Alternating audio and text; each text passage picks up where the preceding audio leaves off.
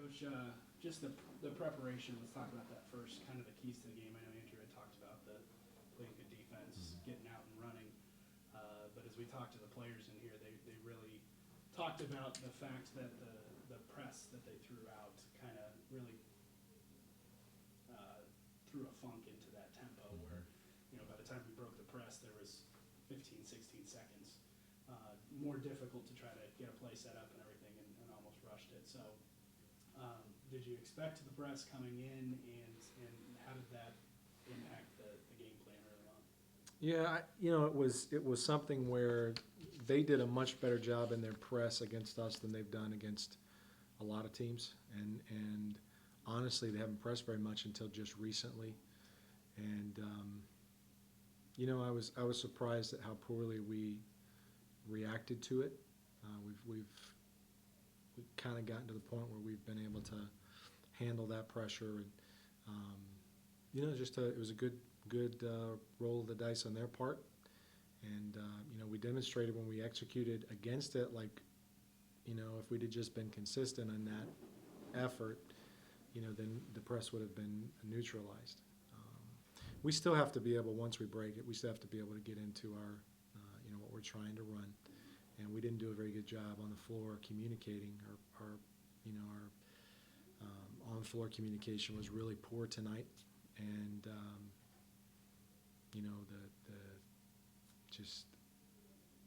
they made a ton of shots, and so they were able to set that press up. And if we can't stop them and keep them from making shots, then we're going to face that pressure, and then that just leads to force on the other end, or I told them at one time out, we're taking the shots they want us to take. Let's get the shots, the great shots that we work to get. So overall, just a tough game for us, and a great game for them. And Coach Lister was very kind at the end, and just mentioned that they made a lot of shots, and that they did. Unfortunately, or fortunately, whatever, we don't get to go over there this year. It's just a one game, and we got them at home, so we'll have to wait a year to go over and try to cut into that deficit. You had mentioned it already, them shooting 63%. I think at one point we were tracking was about 76% at one point.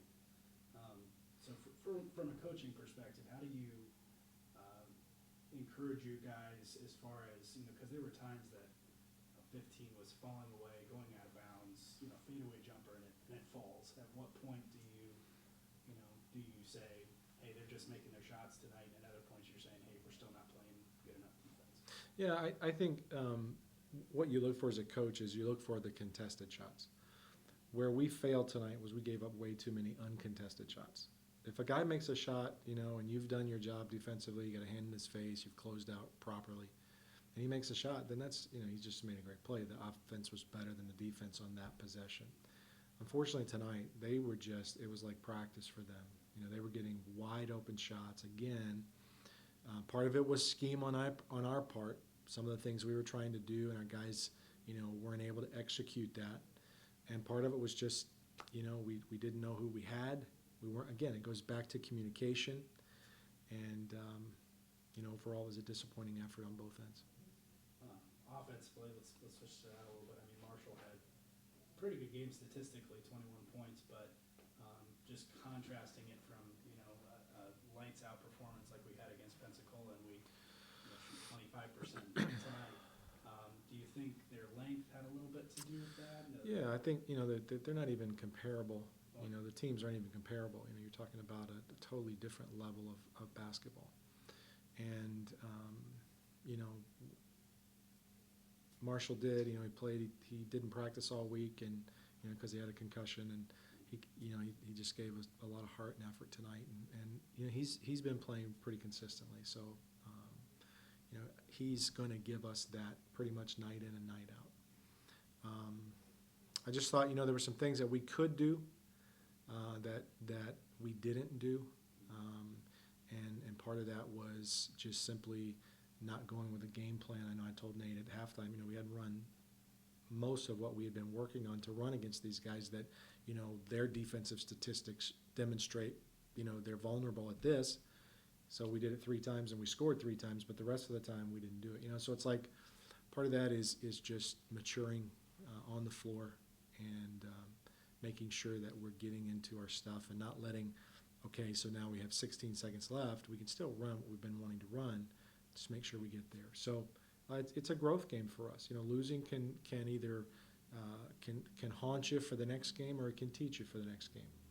And I'm confident that these guys are going to learn, and we'll take the positives that we did and try to build on those, and take the negatives and get better at those. And hopefully next time we step out on the floor, we'll be better effort, better energy, and more together as a team. Got Piedmont on Friday. We know what they offer and what they can bring. What are some of the keys into that? Yeah, Piedmont's a high energy. They like to get up and down the floor. They got some really good athletes, and they're scrappy. They work really hard. We're going to have to match that energy, and we're going to have to play with a lot of teamwork and togetherness. We're going to have to be better than we were at their place. We won a nice game at their place, but we're going to have to be better. They've got all week to prepare, so they're going to be rested and well, and ready to play. And we've got I think